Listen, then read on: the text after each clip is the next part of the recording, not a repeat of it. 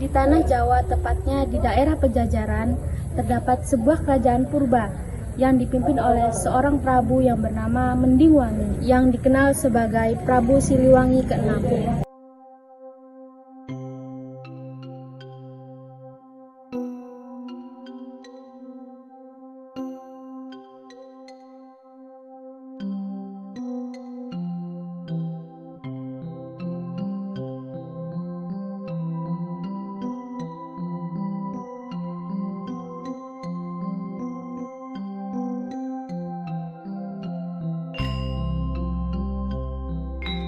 Prabu Siliwangi dikenal akan kegemarannya berburu hewan di hutan. Pada suatu hari, Prabu Siliwangi tersesat ketika sedang berburu di hutan.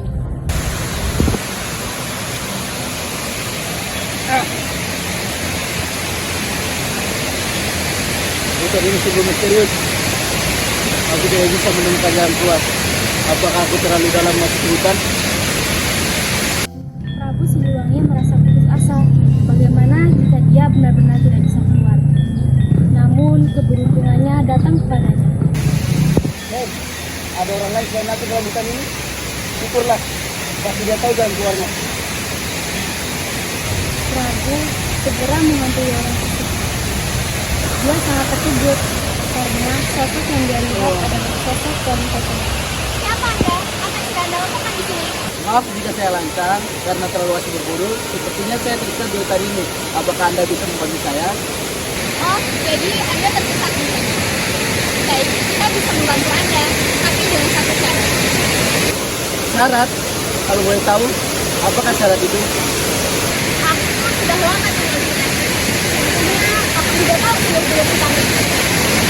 Syaratnya adalah bagaimana jika kamu tinggal di sini sementara sampai aku memberitahu ke jalan keluar. Baiklah, saya setuju.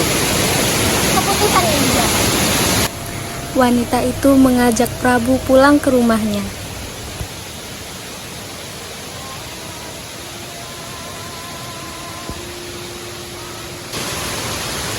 Apakah ini kediamanmu? Kalau boleh tahu, siapa kamu sebenarnya? Wanita itu hanya tersenyum tanpa menjawab pertanyaan Prabu Siliwangi. Prabu Siliwangi tinggal di hutan lebih lama dari rencananya. Dia jatuh hati pada wanita misterius itu hingga akhirnya mereka pun menikah.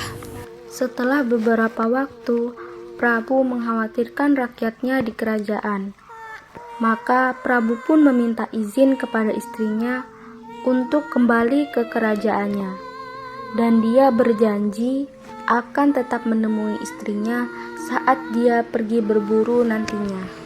Pasukan dari sang istri penguasa hutan pun mengantar Prabu Siliwangi hingga keluar dari hutan.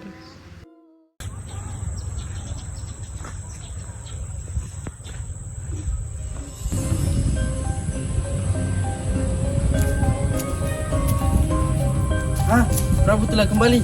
Dari mana saja, Prabu? Ceritanya panjang. Yang intinya, saya tersesat di hutan tadi. Ya.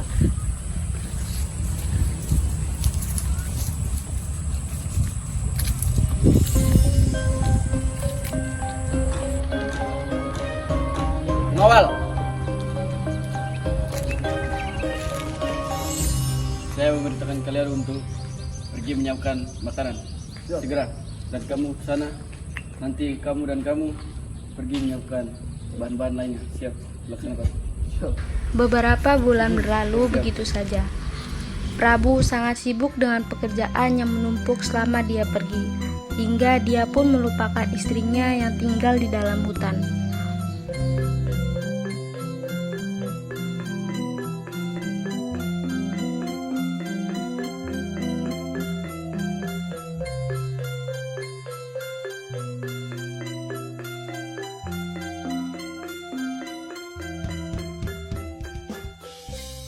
Pada suatu malam, ketika Prabu tertidur, ia terbangun karena mendengar suara tangisan bayi.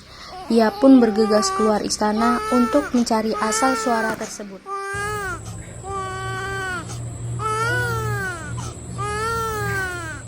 Leang! 「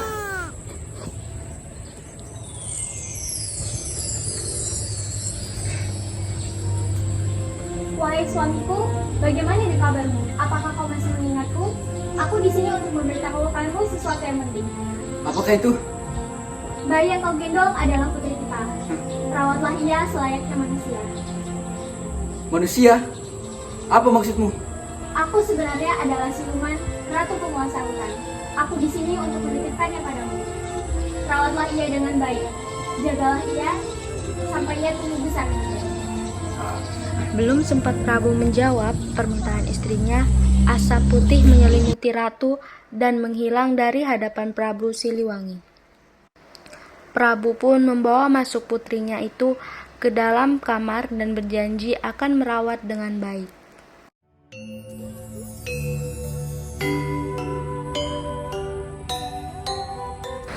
Beberapa tahun berlalu, Putri Kadita tumbuh menjadi gadis yang ceria dan baik hati.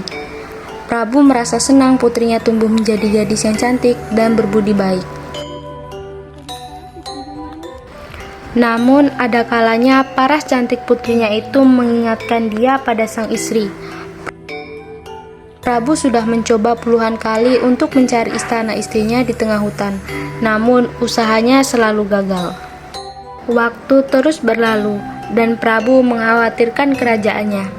Ia tidak lagi memiliki istri dan dia tidak juga memiliki putra untuk meneruskan tahtanya. Apakah sebaiknya dia menikah lagi?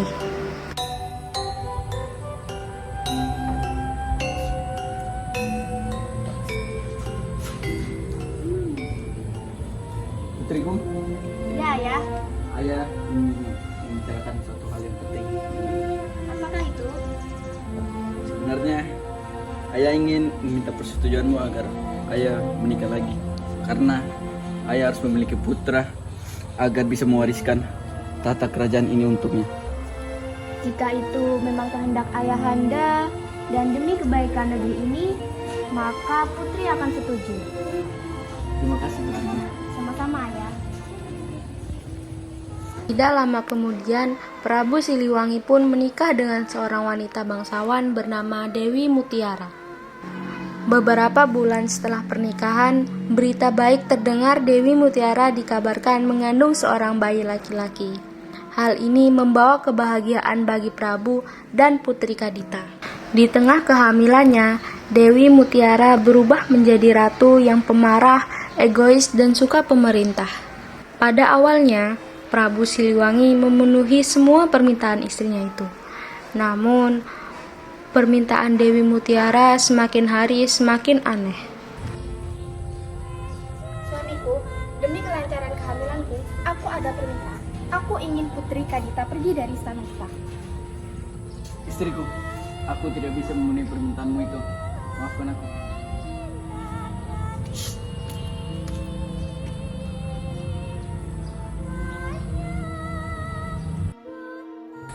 Selama masih ada Putri Kadita, kasih sayang Prabu akan selalu terbelah menjadi dua. Aku harus mencari cara. Dewi Mutiara diam-diam mencari jalan keluar untuk menyingkirkan Putri Kadita. Dia pun pergi menemui seorang tukang tenung atau dukun sakti.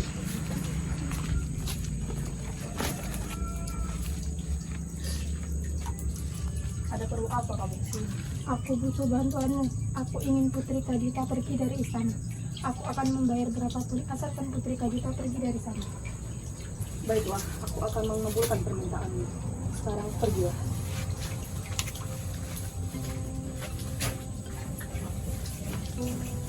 Suatu malam, saat Putri Kadita tertidur dengan nyenyak, asap tebal berbau busuk menyelimuti tubuhnya.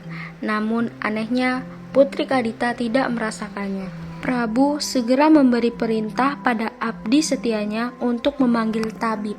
Seluruh tabib dari berbagai penjuru negeri telah didatangkan. Akan tetapi, tidak ada seorang pun yang mampu menyembuhkan putrinya itu. Pada saat itulah Dewi Mutiara menyampaikan bisikan jahat. Suamiku, alangkah baiknya jika Putri Kadita diasingkan dari kerajaan, karena tidak ada tabib yang bisa menyembuhkannya. Dengan berat hati, Prabu merelakan putrinya itu keluar dari istana.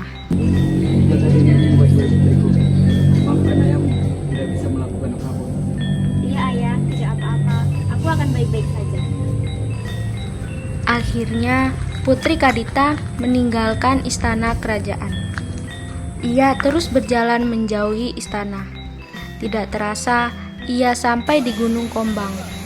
Di gunung itu, dia pun betapa. Setelah berbulan-bulan, doanya dijawab oleh seseorang. Pergilah ke pantai selatan. Pergilah ke pantai selatan. Hah? Siapa itu? Siapa di sana? Aku adalah ibumu, wahai putriku, Putri Kadita. Ibu? Kenapa kau tidak menampakkan dirimu? Suatu saat kamu akan bertemu denganku. Pergilah terlebih dahulu ke pantai selatan. Entah bagaimanapun, Putri Kadita merasa yakin bahwa suara itu memang ibunya. Putri Kadita pun segera berlari ke arah selatan. Dia berlari dan berlari selama berhari-hari. Ketika dia telah sampai di pinggir pantai selatan, suara sang ibu muncul kembali. Sekarang, jeburkanlah dirimu ke dalam laut. Menyatulah dengan alam.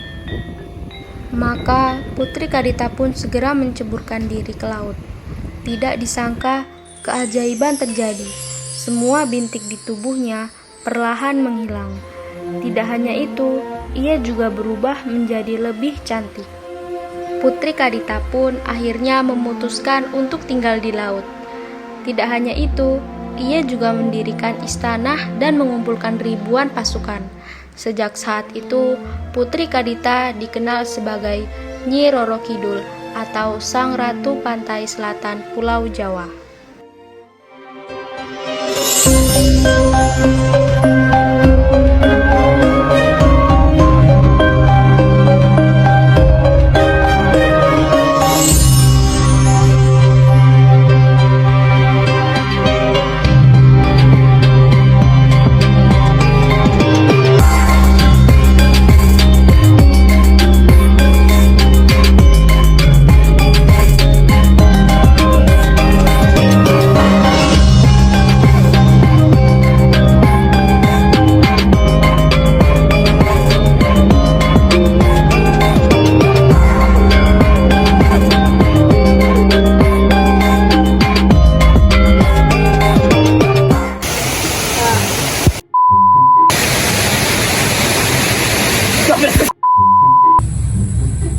Bagi sama apa?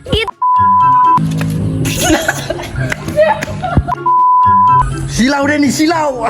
Jangan dulu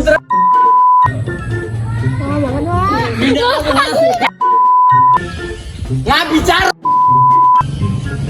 Bicara.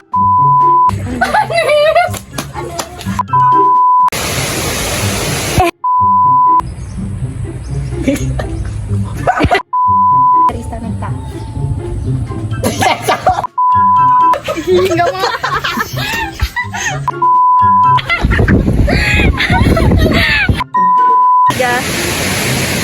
Cara kita.